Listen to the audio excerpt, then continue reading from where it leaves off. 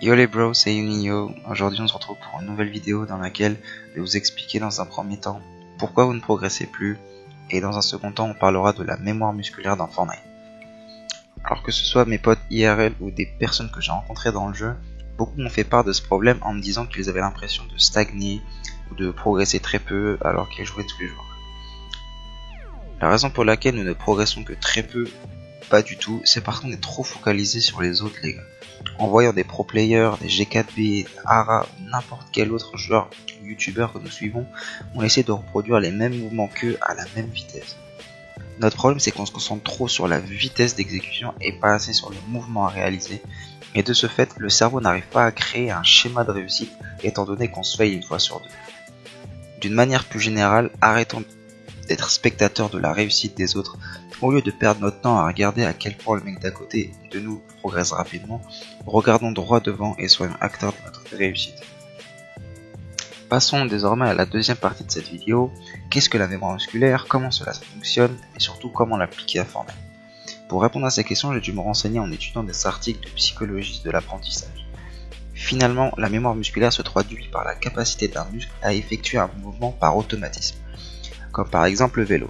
Ça doit faire, 10 ans que j'ai pas touché à un vélo, mais quand j'étais petit, j'en ai tellement fait que, même après 10 ans, je suis encore capable d'en faire. Le problème c'est qu'en vieillissant, il est de plus en plus difficile d'atteindre la mémoire musculaire. Aujourd'hui, j'ai un certain âge, et pour apprendre des mécaniques, il me faut beaucoup plus de temps, qu'un jeune de 15 ans par exemple, alors je dois travailler plus. Alors comment ça marche? Eh bien c'est très contradictoire les gars, car pour être rapide dans Fortnite, il faut apprendre lentement. Je vais vous montrer ça dans quelques instants. Si vous loupez toutes les 3 secondes, votre cerveau ne fera pas la distinction entre le bon mouvement effectué et le mauvais. C'est pourquoi vous devez commencer l'apprentissage d'une mécanique à très faible vitesse pour habituer votre cerveau au bon mouvement. Lui faire comprendre que ce mouvement que vous êtes en train de faire, c'est le bon. Si je veux aller trop vite, voici ce qui se passe.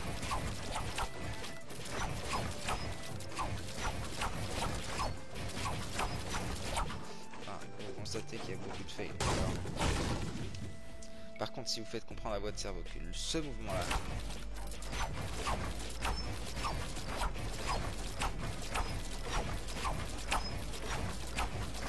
c'est le bon, voilà, ce mouvement-là c'est le bon. Donc, chaque jour, vous allez augmenter la vitesse petit à petit, et dès que vous échouez, ne serait-ce qu'une seule fois, cela signifiera que vous devez diminuer votre vitesse. Et vous verrez que petit à petit, vous maîtriserez des vitesses de plus en plus rapides. Mais le plus important est la patience, sinon c'est l'échec assuré. De plus, concentrez-vous sur un seul exercice. Le cerveau n'aime pas enregistrer plusieurs nouvelles notions à la fois. Les maîtres mots de la réussite sont la patience et la persévérance. Je vous souhaite bon courage et la paix sur vous. Voici un petit résultat de mon entraînement.